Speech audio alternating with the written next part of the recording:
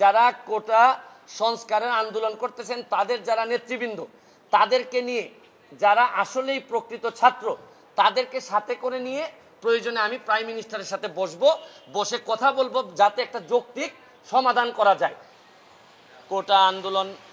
কোটা সংস্কারের আন্দোলন চলতেছে। আপনারা জানেন যে গতকালকেও বিভিন্ন জায়গায় মারামারি হয়েছে, আমরা অনেকেই নিউজে দেখছি। তা আমার কাছে মনে হয়েছে আজকেও দেখলাম যে ছাত্রলীগও প্রোগ্রাম দিয়েছে, আবার যারা কোটা সংস্কারের জন্য আন্দোলন করতেছেন তারাও প্রোগ্রাম দিয়েছেন। তো মোটামুটি দেখা যাচ্ছে যে একটা মারামারি অবধারিত। এই পর্যায়ে আমার কাছে মনে হয়েছে যে আমি একজন এমপি হিসাবে আমার কিছু কথা বলা দরকার। প্রথম যে কথাটা বলতে চাই যে মাননীয় প্রধানমন্ত্রী, সরকার প্রধান, উনিও কোটা সংস্কারের কথা বলেছেন। যারা আন্দোলন করতেছেন তারাও একটা যৌক্তিক সংস্কার চাচ্ছেন। তো দুইজনেরই তো চাওয়া এক, তারপরও এত আন্দোলন কেন হচ্ছে? এর মানে হচ্ছে গিয়ে দুইজনের প্রতি হয়তো বিশ্বস্ততা কম, অথবা দুইজনকে বুঝে উঠতে পারতেছেন না। আমার কথা হচ্ছে যে একজন যদি বলতো যে না একেবারে কোটা থাকবে না, আর একজন যদি বলতো কোটা থাকবে, তাইলে না হয় আন্দোলনের মাধ্যমে এটা করা যেত। এখন প্রশ্ন হচ্ছে গিয়ে যে যারা প্রথমে আন্দোলন শুরু করছিলেন তাদের এই আন্দোলনকে অনেকেই আমরা যৌক্তিক মনে করছি, কিন্তু যখন এই আন্দোলনটাতে যখন রাজাকার স্লোগান চলে আসলো, যখন দেখা গেল যে সরকার বিরোধী, দেশ বিরোধী কিছু মানুষও এই আন্দোলনের সাথে জড়াই গেছে, তখন তো আর সরকার বসে থাকতে পারে না। তখন মনে হয়েছে যে এই আন্দোলনটাকে একটা সরকার বিরোধী আন্দোলনে, কোটা সংস্কারের আন্দোলন রেখে এটা একটা সরকার বিরোধী আন্দোলনের দিকে মনে হচ্ছে, এবং সরকার তাই মনে করতেছে, আমার এদের আচরণ দেখে মনে হইতেছে। তা আমার কথা হচ্ছে যে আন্দোলনটা ছিল একটা যৌক্তিক, কোটা এই যে যৌক্তিক সমাধানের জন্য সংস্কারের, এই সমাধান থেকে এখন চলে যাচ্ছে পুরা দেশ বা এই সরকার বিরোধী আন্দোলনে, বা কে রাজাকার কে এইসব আন্দোলনে চলে গেছে। আমি যেটা বলতে চাই, এইখানে আরেকটি পক্ষ যুক্ত হয়েছে। এটা হচ্ছে গিয়ে যে এই কোটা সংস্কারের বিষয়টি আদালতের এখতিয়ার। আপনারা জানেন যে এটা প্রধান বিচারপতির আদালতে এই জিনিসটা আছে। আপনি আদালতকে যদি না মানেন তাইলে তো আমাদের আরেকটা কনস্টিটিউশনাল একটা ক্রাইসিসে আমরা পড়ে যাব।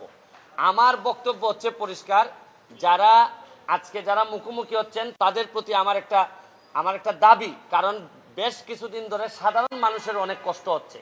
আমি বলছি না যে আপনাদের দাবিও যৌক্তিক, আমি বলতে চাচ্ছি যে আপনাদের এই দাবি আদায়ের যে প্রক্রিয়াটাকে আদালত পর্যন্ত একটু অপেক্ষা করা যায় কিনা।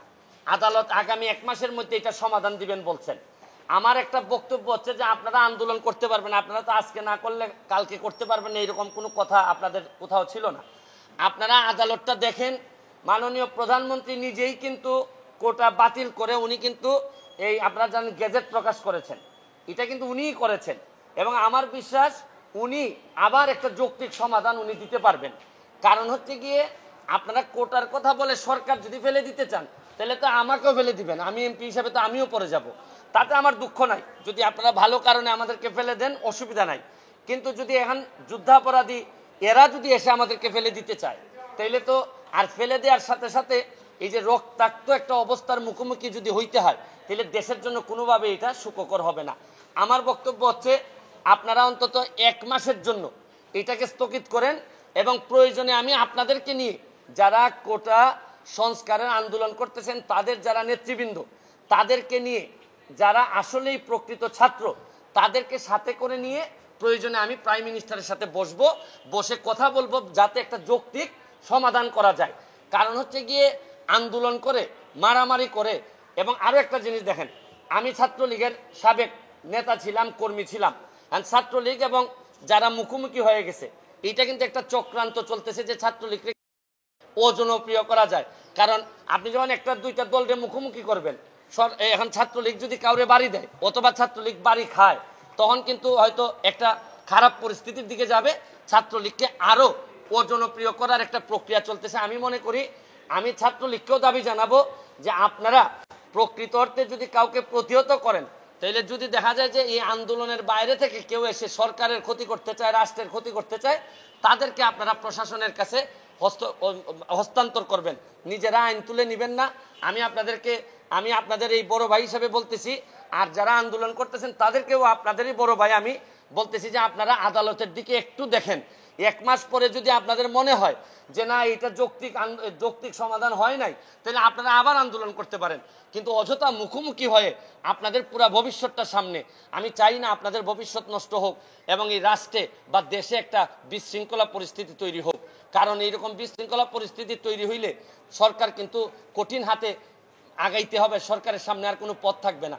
এই জন্য আমি একজন মেম্বার অফ পার্লামেন্ট হিসাবে, ব্যারিস্টার সুমন হিসাবে আমি আপনাদেরকে দাবি জানাচ্ছি, আপনারা এক মাসের জন্য, শুধু এক মাসের জন্য আপনারা এই অ্যাপিলেট ডিভিশনের রেজাল্ট হওয়া পর্যন্ত আপনারা একটু যদি এটা স্থগিত করে এর ভিতরে আমরা আপনাদেরকে যদি চান, আপনাদেরকে সাথে করে নিয়ে প্রাইম মিনিস্টারের সাথে মাননীয় প্রধানমন্ত্রী, উনি বঙ্গবন্ধু কন্যা, উনাকে বললে উনি বুঝবেন না এমন কোনো জিনিস নাই। আমি কাছাকাছি থেকে আপনাদেরকে সাক্ষী দিচ্ছি যে আমি এতদিন উনার সাথে আমি সংসদে ছিলাম, উনাকে যদি বুঝায় বলা যায় উনি বুঝেন না এমন কোনো জিনিস নাই। তবে আমার কাছে মনে হয় যে প্রক্রিয়ায় আপনারা আদায় করতে চাচ্ছেন, এই প্রক্রিয়াটা আপনাদের সঠিক না। আপনাদের কাছে আমার দাবি, একটা মাস সময় আপনারা স্থগিত করেন, একটা মাস পরে সুপ্রিম কোর্টের আদেশের পরে আপনারা, কারণ আপনারা যেটা চাচ্ছেন, আপনারা বলতে চাচ্ছেন যে আপনারা আন্দোলন সরকারের সাথে, আদালতের সাথে না।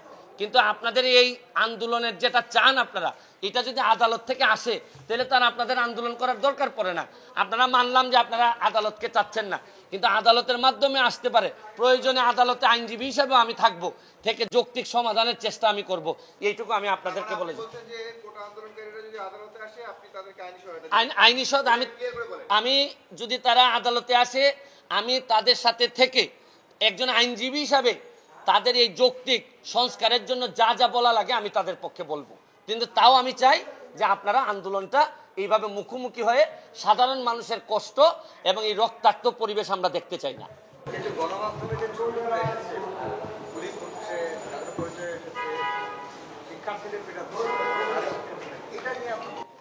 আমি তো এইটা দেখেই তো আজকে এখানে মুখোমুখি হলাম আপনাদের। আমি গতকালকে যে পরিস্থিতি দেখলাম, শুনেন, প্রতিটা দল বা সংগঠন সব সময় তো একই আদর্শের উপর সব লোক থাকে না। তারা আদর্শের ব্যত্যয় ঘটায় দেখা গেল কেউ অতিরিক্ত আবেগ দেখাচ্ছে। এটা দেখাইতে গিয়ে তো আলটিমেটলি পুরা দলেরই বদনাম হচ্ছে। বা ধরেন সাধারণ আন্দোলনকারীদের পক্ষে যদি কেউ ছাত্রলীগকে মারে বা অমুককে মারে, তখন তাদেরও বদনাম হচ্ছে। আমার কথা হচ্ছে যে সংঘর্ষের মধ্য দিয়া, সন্ত্রাসের মধ্য দিয়া এইগুলাতে কোনো সমাধান আসবে না, বরং আমরা আরো পিছাই যাব। আমরা সামনের দিকে আগাচ্ছি। বঙ্গবন্ধুর সোনার বাংলা বানানোর জন্য আমাদের সবাইকে একটু ধৈর্য ধরতে হবে। আমি শুধু এক মাসের সময় চাচ্ছি।